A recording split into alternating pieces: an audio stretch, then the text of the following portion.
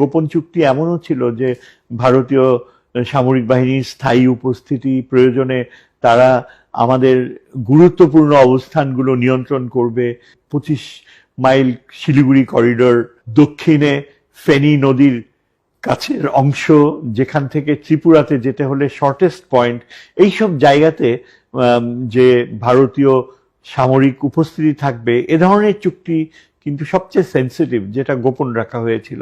এই যে আমাদের সমুদ্র পথে ভারতীয় নৌবাহিনীর যে অবজারভেশন রাডার ইনস্টলেশনস গুলো তাদের নিয়ন্ত্রণে থাকবে, এবং উত্তরবঙ্গে কোনো অবস্থাতেই আমরা যেন চীনকে কোনো ডেভেলপমেন্টের দায়িত্ব না দেই, যাতে ভারত নিজের ইচ্ছায় যখনই সে প্রয়োজন মনে করে 25 মাইল করিডোরকে সমৃদ্ধ করে আরো বাংলাদেশের উত্তরাংশের একটা অংশ, প্রায় 25 থেকে 50 কিলোমিটার অংশ ভারতের সামরিক নিয়ন্ত্রণে নিয়ে যাওয়া, বাংলাদেশের অভ্যন্তরে সামরিক ঘাঁটি, তাদের গোয়েন্দা বাহিনীর উপস্থিতি, রংপুরে তাদের নিরাপত্তা অফিস, এগুলো ছিল সবচেয়ে স্পর্শকাতর বাস্তবতা। এসব স্পর্শকাতর চুক্তিগুলো কিন্তু হাসিনা নিজে থেকে সই করেছে, এবং এগুলো কখনো পার্লামেন্টে আলোচিত তো হয়ই নাই।